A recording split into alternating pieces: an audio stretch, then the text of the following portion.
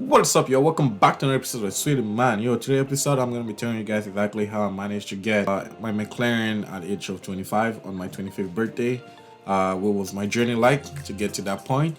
So first and foremost, I started up with a 2013 Ford Fusion. Rewind. I I started up with a Hyundai Santa Fe. So I think it was a 2004 Hyundai Santa Fe. I got that car for $2,000.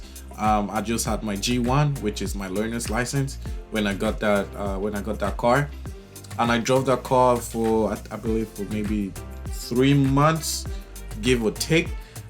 So driving that car with my freaking learners, I was juggling two jobs. So I was working at Shoppers Drug Mart, and I was working at the factory, doing like food processing, which those food get delivered at the airport where what you guys eat in the plane. So that's what I was doing when I got my first car. So I believe I was 18 when I got that. Started off with that, and I drove that for, I think, like I said, 3 months or so, give or take. Accumulated enough money. I got myself my full license. That same week, I went and got myself my 2013 Ford Fusion at that time. So I put $1,000 down payment on the Ford Fusion.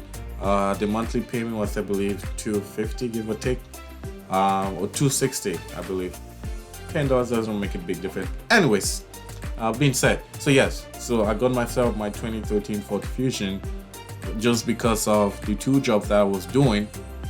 Got myself that, so I had stable income. So if you guys are planning to get yourself a car on finance, please make sure you guys do make sure you have money that you, in case if they ask you for a down payment, you can give a down payment. You're not obligated to give a down payment, because that down payment doesn't really make a big difference unless if you giving like a huge down payment, like $1,000. I recall that was like 20K. Doesn't make a big difference. Nonetheless, so also make sure you guys check your credit. All right. Moving from there, I transit and I moved to Ontario back in 2016. So moved to Ontario in 2016. I was really like, I was broke. I ain't gonna hold you, yo. Like, I was like living on my last dollar, and I finally, like, my mom helped me out. She found a job on the newspaper, applied to that job, which that job is what I'm doing up to today, which is sales. So I did that back then in 2016. I was in that company for like 8 months. I came from where I have a secure payment, a secure job where I'm gonna be getting my monthly, my bi-weekly paychecks, and with a job where my paychecks aren't guaranteed. So that was a big risk that I took doing that job. So my initial goal when I took that job was to do it for, like, let's say for a year or a couple months and see if I like it, and I'll move to a more secure where I can get a secure paycheck and go back to school. My work requires you to like be all in, like, especially when you're not all in, it's not gonna work. Like, honestly, it's not gonna work for you because you're dealing with clients every day and stuff. And I was knocking doors, yo. During winter, it doesn't matter what the weather is or what the holiday is, you're working. Like, that's your paycheck right there. Like, if you're not selling, you're not making no money, yo. So went from there. I did that for like for a year. So with that same company, I did that for 8 months. Then went to a different company, which I started doing HVAC. So HVAC stands for heating, ventilation, air conditioning. So that's heating and cooling. That's what I'm doing, heating and cooling. So I was doing that, and after that, when I was 22, that's when I shout out to my financial advisor. I bought my first condo. So I accumulated enough money where I was able to pay off my credit card. My credit card was like $5,000. I managed to pay that off.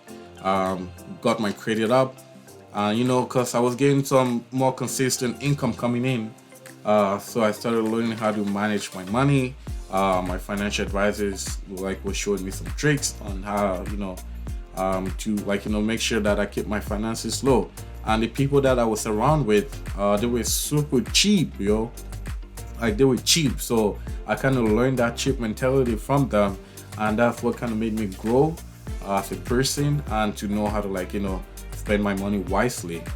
So that being said, I was doing that and save up enough money, and pretty much next thing you know, I was buying my first condo, which I got it in 2018. So that's 2 years after I moved here. So 2 years after, I was 22, bought my first condo.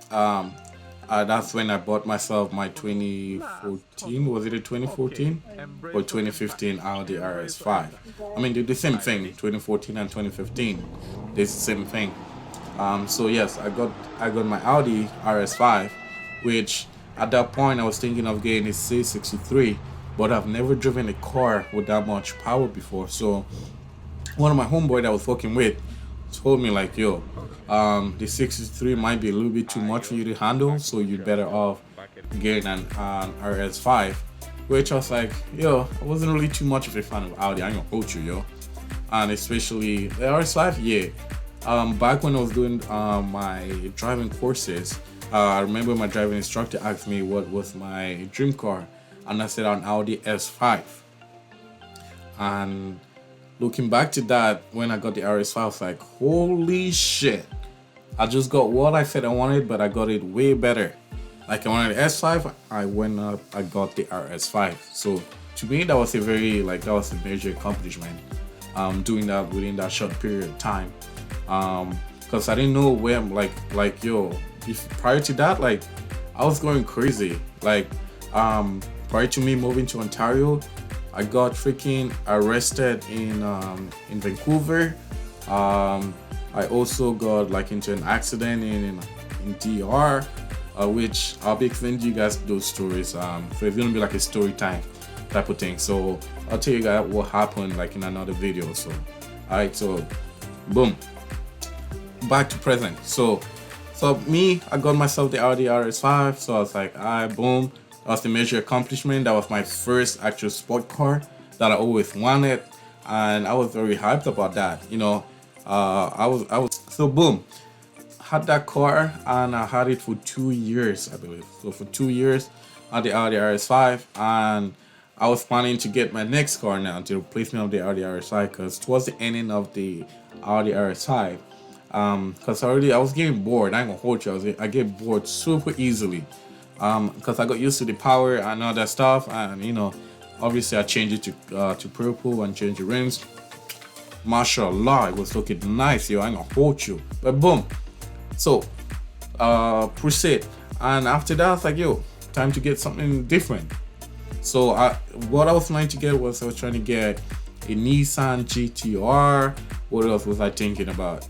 I thought about a C63, like the most recent, something like that, about that same range. I also thought about a Lamborghini Gallardo. I thought about that one, and I thought about a Hellcat. Yeah, I thought about a freaking Hellcat at that point. And what else was I thinking about? I think those were the main cars that I didn't really consider an R8. Honestly, I didn't consider an R8. I did consider an RS5, the newer Audi RS5. I was supposed to go do a test drive on it, but I decided not to. I just like, yo, I'm not really into it. I don't want to waste the dealer's time and waste my time to try to go test a car that I'm not gonna buy. So I decided not to go through with it, and yeah, I backed out of that one. So I was looking to get, because that was in my budget. Then I saw a 2009 Lamborghini Gallardo, which I fell in love with. It was pro white, and obviously it was a drop top. I just wanted a drop top, yo. Well, like when I was looking at supercar, I wanted a drop top. I was like, drop top or bust. That's it. Like, and no way I'm gonna just get just a regular Lamborghini Gallardo, and it's a coupe. Now I wanted a drop top. Boom. So I'm like, okay, looking nice. At that time, I was refinancing my condo. So that kind of took it, like, refinancing. I don't know if you guys have gone through refinancing, but it kind of takes a long time to do refinancing. So boom, We were doing that refinancing. It took about two months, 2.5 to 3 months, to get that refinancing. So when I went to go check the car, it was sitting in the back of the with regular cars. So the Lamborghini I'm talking about, in case I lost you there. So it was like, it wasn't clean, it was dusty and all that. So came to check it, and it wasn't really looking nice. So I was like, okay, boom. They were acting for 150, and I was like, all right, we can, and the car had, I believe, 28,000 kilometers on it, 2009, and it had 1,000 horsepower. So it was a twin turbo, so it was modified. But there wasn't no history on the car. The dealer couldn't tell me anything about the car except it's a 2009 Lamborghini, and what's on the spreadsheet. That's all what they could tell me. Now, once my refinancing finally was done, I called the dealership to come back, so now I can really inquire for that car, because my Audi was paid off now. My freaking Ford Fusion got paid off. So my credit card got paid off throughout the refinancing. So I took out the equity of my condo to pretty much pay off my debt, which that's the benefit you get out of it. So boom, had that, but obviously I didn't have any leftovers for myself, because I use it to pay off my debt. Alright, so when I noticed the car got sold, I was really cheesed. I was disappointed as hell. And I was like, yo, seriously, like, I really fell in love with that car. And before that, they dropped the car price to 130, and the time that I was gonna get it, which was during spring, I believe a month before my birthday, that's when they upped the price. And then closer to my birthday, when I called to go get the car, which my birthday is in May, end of May, that's when they say, yo, the car got sold, yo. Like, just a couple days before I called, the car got sold. It's like, fuck. I was mad. I ain't gonna hold you. Then I called a couple other dealerships. I didn't really like the other 2009 Lamborghinis that I was saying, like, I was in love with the fact that one was a twin turbo, because that's what I wanted. Like, I want turbo. I don't want natural spirited. I want turbo, and that one had 1,000 horsepower, so it was gonna be a monster. Nonetheless, called around, and I wasn't really feeling the cars, and I finally said, all right, I'm gonna compromise, and I was gonna go with an AMG GTR. So I found a couple, fell in love with an AMG GTR with the Magno green. That's what I wanted. I saw another one was blue, not really into it. Black ones, not really. I wanted the green one. Then finally, we find a McLaren 650S. Now I'm really going out of my budget, yo. Holy, I'm really going out of my budget at this point. So obviously I was still working, and I landed myself, some couple deals. Got some financing in, and I had cash. I had cash with me, closing some deals, and I had cash. I was like, all right, you know what? I'll just go out of my budget. I don't regret it, honestly. Like, personally, I do not regret it going out of my budget. It's a fun experience, and it get me to where I am today. So there's no regrets in that. Now, to proceed, finally went to find the 650S. It was great, same 650S as my car. The only difference was it didn't have the carbon package, which the carbon package is like 30 grand from factory. So this one didn't have it, but it was more expensive than the one that I like. It was more expensive than mine, because mine was in Montreal. It wasn't even advertised yet. I really got lucky to stumble on it. Like, I was going through the deal. We were negotiating, and we finally came to a negotiation with the 650S, which was here in Etobicoke in Toronto, and I didn't get approved. I was like, you know what? It is what it is. It was meant to be. So I finally find the other 650S, and it was in Montreal.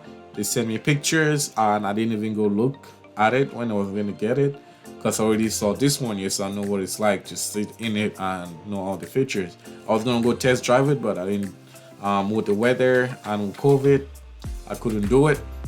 It was really raining, so I couldn't do it. And that was like, closer to my birthday again. So finally found that one in Montreal. We negotiated, and I didn't get approved the first time. Then the second time they were like, "Yo, if you really want to get approved, you need to put 50K down."